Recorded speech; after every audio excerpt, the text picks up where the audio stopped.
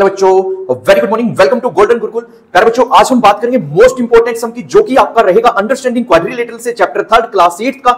Exam के अंदर सम प्यारे बच्चों पूछा ही जाएगा, काफी टाइम पूछा, पहले भी जा चुका है, ठीक है। अभी की बार भी ये 101% आपको एग्जाम में देखने को मिलेगा। तो चलिए स्टार्ट करते हैं। ये सम रहेगा एक्सरसाइज 3.3 से सम नंबर 5 प्यारे बच्चों। तो यहां पर बोला है कि the measure of two adjacent angle of a parallelogram are in the ratio 3:2, find the measure each of the angle. तो प्रत्येक एंगल बताइए कि उसका कितने डिग्री का होगा, राइट। यानी एडजेसेंट एंगल बोला है बच्चों। एडजेसेंट एंगल कौन से होते हैं, पहले मैं आपको एक पैरेललोग्राम ड्रॉ करके बता देता हूं कहां पर एडजेसेंट एंगल होंगे। देखिए ये जो है बच्चों, ये एडजेसेंट एंगल है, ये एडजेसेंट एंगल है। जहां से दो एंगल कनेक्ट होते हैं उस पॉइंट को हम एडजेसेंट एंगल बोलते हैं, राइट। तो यानी कि हमें बताना है कि एंगल ए जो है, एंगल जो बी है हमारा, एंगल जो सी है बच्चों, और एंगल जो डी है वो हमारा कितना होगा, और उसका रेशियो दिया है हमें। रेशियो क्या है बच्चों, 3:2। और जब भी कोई रेशियो में हमें चीज दी जाती है, तो मैंने पहले भी बताया कि वो हमें कोई प्रॉपर यूनिट में नहीं है, वो मीटर सेंटीमीटर डिग्री में नहीं है, वो जस्ट हमें यूनिट में बोला है।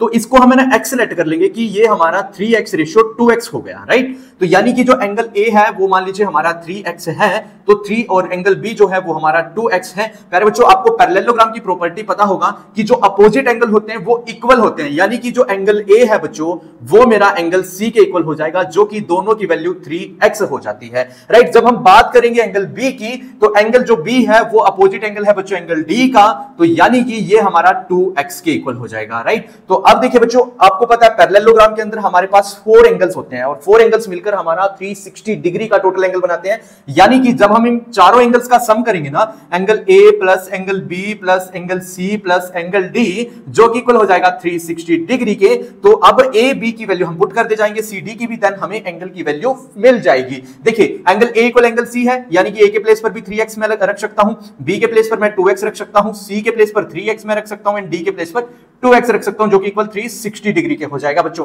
3x 2x 3 2x, यानी कि टोटल मेरा हो जाता है 3 2 5 3 8 2 10x, राइट, जो कि इक्वल होता है बच्चों 360 डिग्री के। x की जो वैल्यू बनेगी वो 360 डिवाइड बाय 10, प्यारे बच्चों 0 से 0 कैंसिल हो जाएगी, यानी कि x की वैल्यू 36 डिग्री आ जाती है। अभी एंगल नहीं निकला है बच्चों, एंगल हमें रेशियो 3x और 2x में बोला है, तो यानी कि जब 3x को 3x के प्लेस पर रखेंगे हम 36 डिग्री, तो यानी जो हमारा 3x है, या फिर एंगल जो हमारा a है और जो एंगल c है, angle a equal angle c, जो की वैल्यू बन जाएगी मेरी 108 डिग्री, ठीक है। और एंगल b और एंगल d की मैं बात करूं तो वो 2x है बच्चों, जो कि मेरा हो जाएगा यहां पे 72 डिग्री। तो फाइनली बच्चों हमने सम सोल्व कर लिया, जो मोस्ट इंपोर्टेंट सम रहेगा आपके एग्जाम के लिए। होप आपको बहुत अच्छे से सारा सम समझ आएगा। फिर भी यदि कोई डाउट आए, कोई क्वेरी आए, तो कमेंट कर दीजिए, 101% मेरे से आपको हेल्प की जाएगी। पर लाइक और शेयर करना मत भूलिए।